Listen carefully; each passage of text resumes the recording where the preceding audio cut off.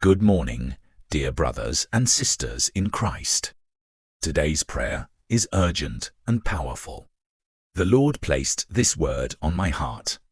Tear down the idols in your life before they destroy you.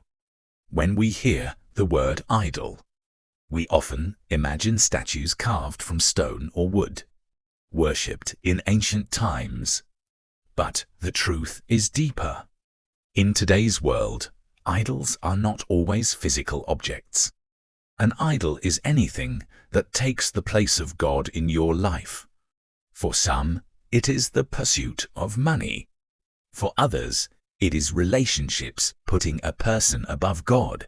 For some, it is the endless chase for success, recognition, or power.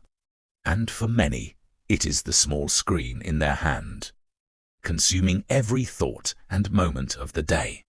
The Bible warns us in Exodus 22:3, "You shall have no other gods before me." This is not a suggestion. It is a commandment, because whatever becomes your idol will eventually rule your life. And what rules you apart from God will ultimately destroy you.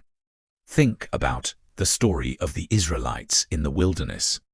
God had delivered them from Egypt with mighty signs and wonders. He parted the Red Sea. He fed them with manna from heaven. He guided them with a cloud by day and fire by night. Yet, when Moses went up the mountain to meet with God, the people grew impatient. They demanded a golden calf to worship. And when they bowed before that idol, destruction followed. My friend, idols bring destruction. They separate us from God's presence.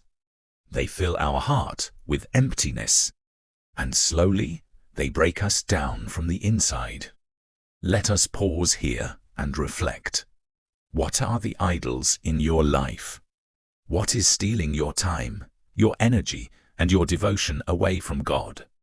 Is there something you think about more than you think about the Lord? Sometimes idols are not bad things in themselves. Work is good. Relationships are good. Success is not evil. But when anything becomes greater in your heart than God, it becomes an idol. The prophet Jonah said in Jonah 2:8 those who cling to worthless idols turn away from God's love for them. Did you hear that? Clinging to idols makes us turn away from God's love. Not because He stops loving us, but because we stop receiving His love.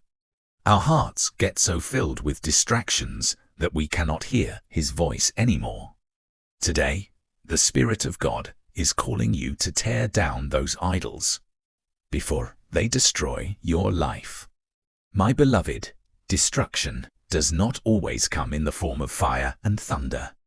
Sometimes destruction is silent. Sometimes it looks like stress, anxiety, constant emptiness, endless comparison with others, sleepless lack of peace. These are the fruits of idols. They promise satisfaction, but they leave you broken. But God says, "Return to me, and I will return," to Malachi 3:7. This morning, I want you to surrender your idols before the Lord. Lay them at His feet. Speak it out in prayer. Lord, I give you my career. I give you my relationships. I give you my desires. I place you above everything else. Because when you do this, you make God the king of your heart once again. And when God is enthroned in your life, idols lose their power.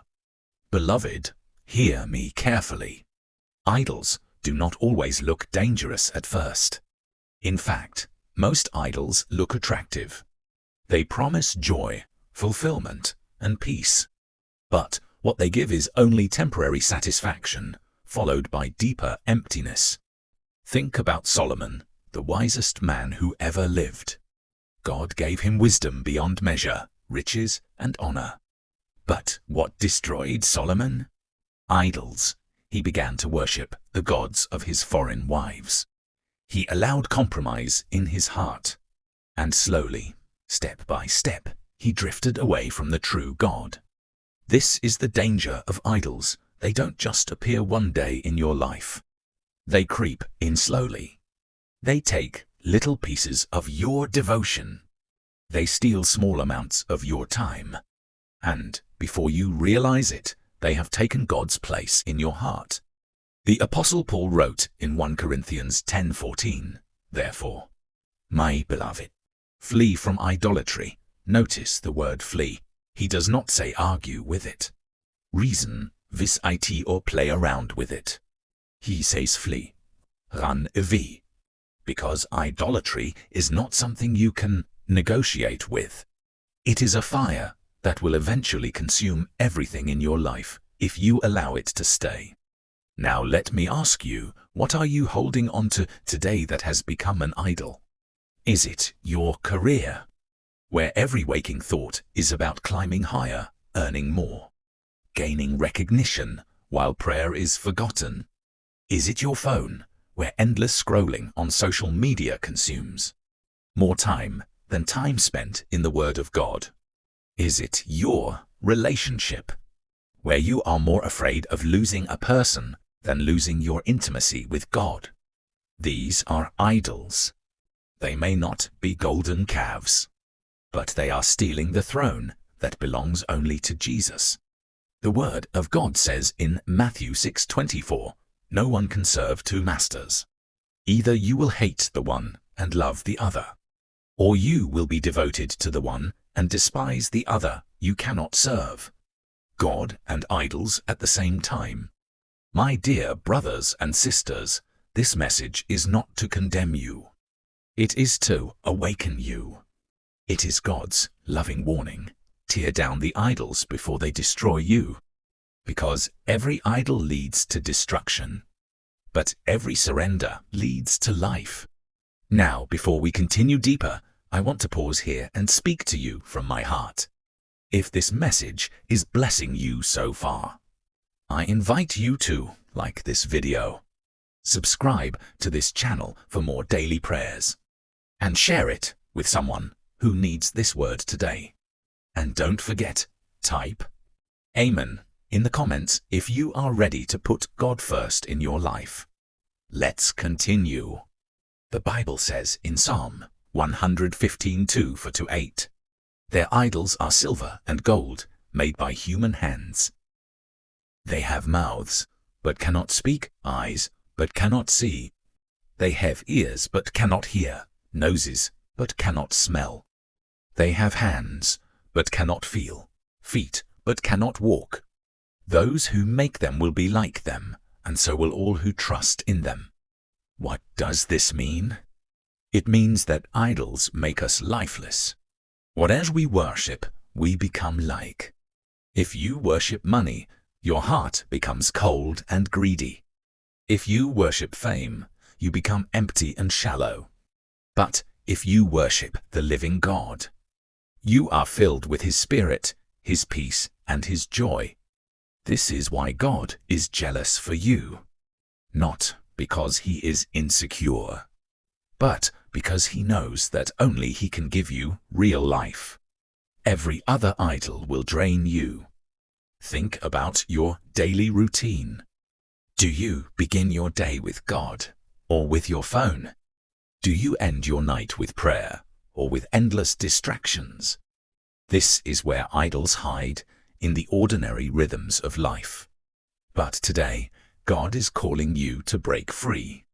He is calling you back to first love, to the place where nothing else matters but Him.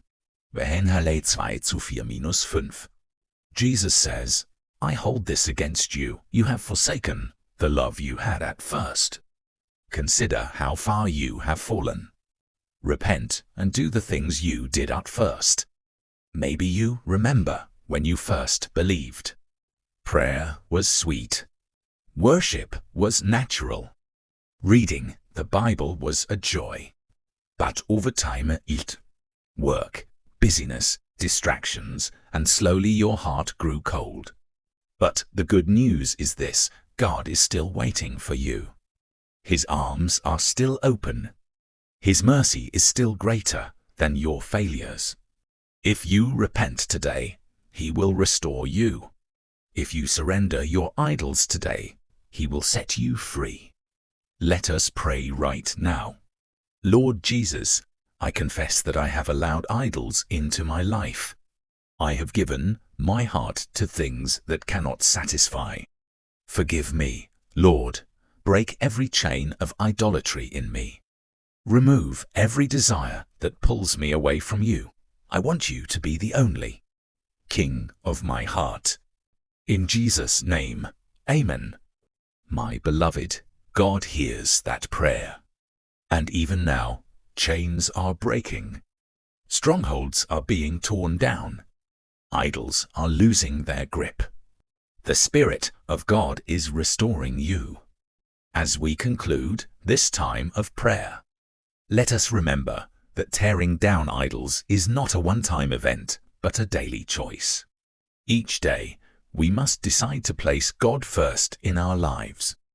In Joshua 20:15, Joshua declares, "But as for me and my household, we will serve the Lord." Lord, we make this declaration today. We choose to serve you, to worship you, and to honor you above all else. Help us to live each day with intention, seeking your will and trusting in your guidance. May our lives be a testimony to your goodness and grace. Thank you for joining us this morning. May the peace of God be with you today and always. Remember, you are not alone in this journey. God is with you, guiding you, strengthening you, and loving you. If this prayer has touched your heart, we invite you to like, comment, and subscribe to our channel. Share this message with others who may need encouragement and hope. Until next time, may you walk in faith, hope, and love.